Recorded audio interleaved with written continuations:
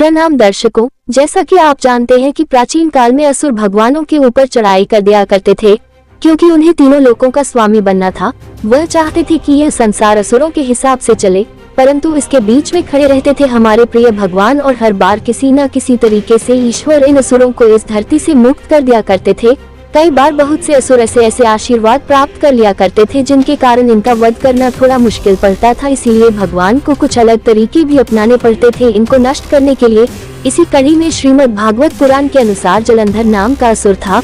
वह भगवान शिव का अंश था। जलंधर बहुत ही शक्तिशाली असुर था। जलंधर इतना शक्तिशाली था कि तीनों लोकों में हर राजा उससे भयभीत रहा करते थे, यहाँ तक कि देवों के राजा इंद्र भी उससे डरते थे। एक बार तो उसने इंद्रदेव को पराजित करके तीनों लोकों का स्वामी बन गया था।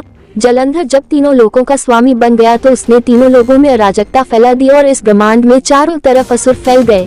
इससे बहुत ही भयावह वातावरण निर्मित हुआ। आपको बता दे, भागवत पुराण के अनुसार माना जाता है कि भगवान शिव ने अपना तेज क्रोध के कारण समुद्र में फेंक दिया था, जिससे जलंधर उत्पन्न हुआ और उसकी पत्नी वृंदा अपने पतिव्रता धर्म का पालन करती थी, जिस कारण उसकी शक्ति दोगुनी हो गई थी। इसी का अभिमान जलंधर को हो गया था और उसने तीनों लोकों में सभी को परेशान कर दिया था। जलंधर जानता था कि ब्रह्मांड में सबसे शक्तिशाली महादेव है, इसी कारण तीनों लोकों को जीतने के बाद उसने विष्णु लोक पर हमला कर दिया था और माता लक्ष्मी को ले जाने की योजना बनाई। माता लक्ष्मी ने जलंधर से कहा कि वो दोनों भाई बहन, क्योंकि दोनों ही जल से उत्पन्न हुए हैं, वो उन्हें नहीं ले जा सकता। जलंधर माता लक्ष्मी की बात मान गया, लेकिन उसने कैलाश पर्वत पर हमला कर दिया और माता पार्वती को अपने साथ ले जाने लगा।